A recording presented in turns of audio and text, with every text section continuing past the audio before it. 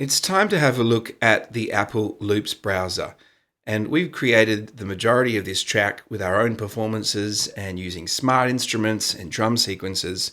But there are a bunch of pre-recorded loops that Apple have included with the GarageBand for iPhone and iPad app. And we can have a look at all of those by using this icon right here in the track view.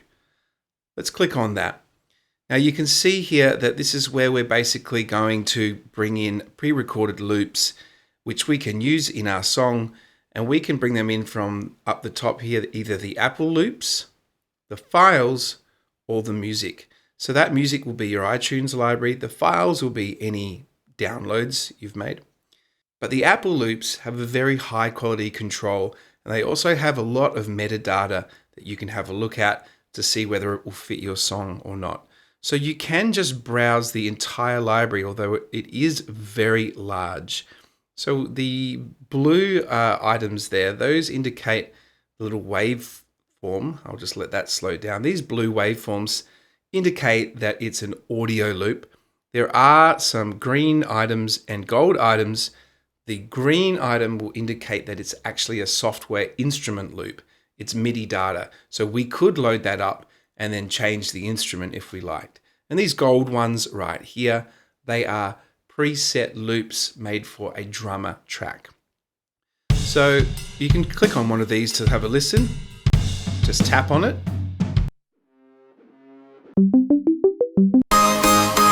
So at the moment we have all sorts of different instrument loops, drum loops, and you'll see here on the right hand side, it will tell you how many bars are in that loop. And you can also hit this heart icon here to favorite that sound to easily find it a bit later on.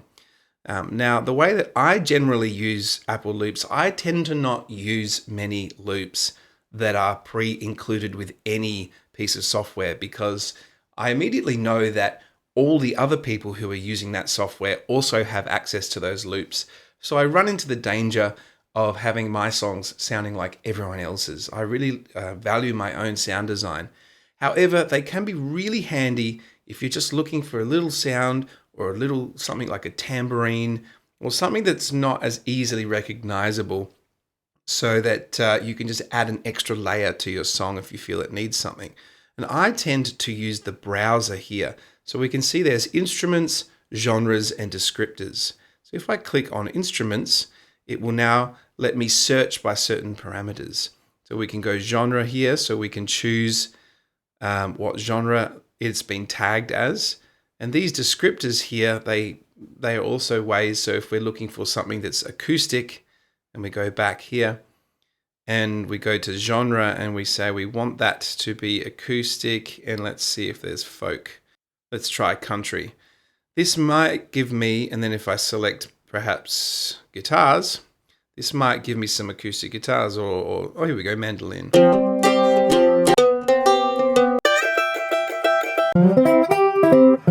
So there are some dobros. So to clear those searches, we just click on this again. And if I click on where it says acoustic, I can deselect that. And then if I go in here where I've selected country, I can also deselect that and go in and deselect guitars. And then I'll be right back to a fresh search. So I'm going to search for tambourine.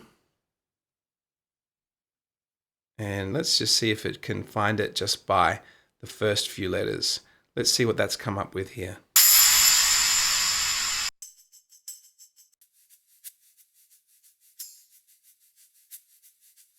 It's quite quiet, but that might be nice in my song. Let's see if there's anything else here. I don't mind that one. So if I want to bring this in, load this into my track, I simply hold my finger down on the name, and you'll see now I can drag this up and it will ask me where I want to put that. I want to place that now on a new track underneath. It will create a drummer track for me. Let's have a listen to see if this fits in with the song.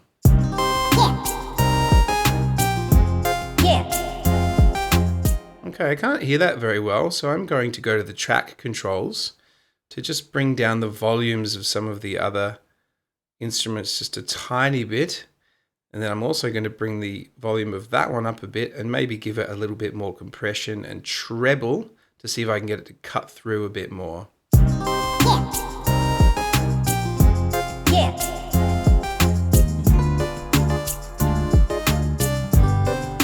Okay, that's sounding not too bad, but if I want to edit that, I can always, because this is a drummer track, I can click on this icon here and I'll collapse these track controls.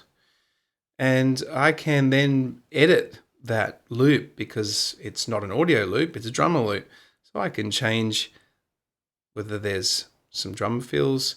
I can also, we've covered this in a previous video, the drummer. I can make this louder and more complex. Let's see what that does now. I can even add in some more elements. I can add in hand clap.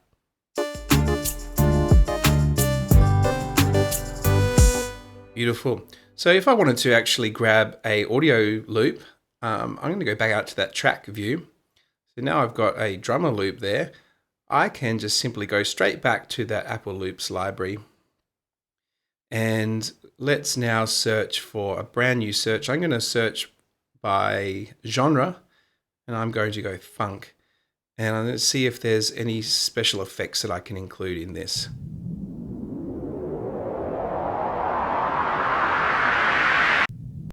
Okay, so that's a bit of a riser. Let's see if I can use that. I'm going to drag that up, drop it on a new track. And then it's looped that automatically for me. I only want to use that once. There we go. I'm just going to trim that and I'm going to use it to build up to this middle section here. And I'm also going to make sure that it's not too loud by using the track controls.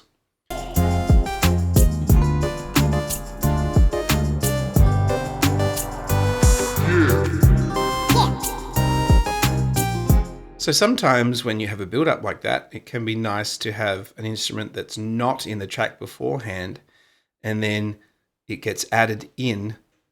So you kind of build up and then have a change. I've just noticed that that loop needs to be trimmed a bit better.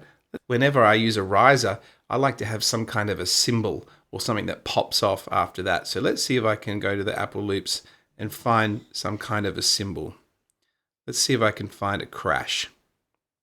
Let's see if they have any crash cymbals. There's a car crash. That one might work. Let's give that a go. So you can see how you can use these Apple Loops to just add in some extra elements to your compositions to make them more interesting. I think this is going to work. Let's have a listen.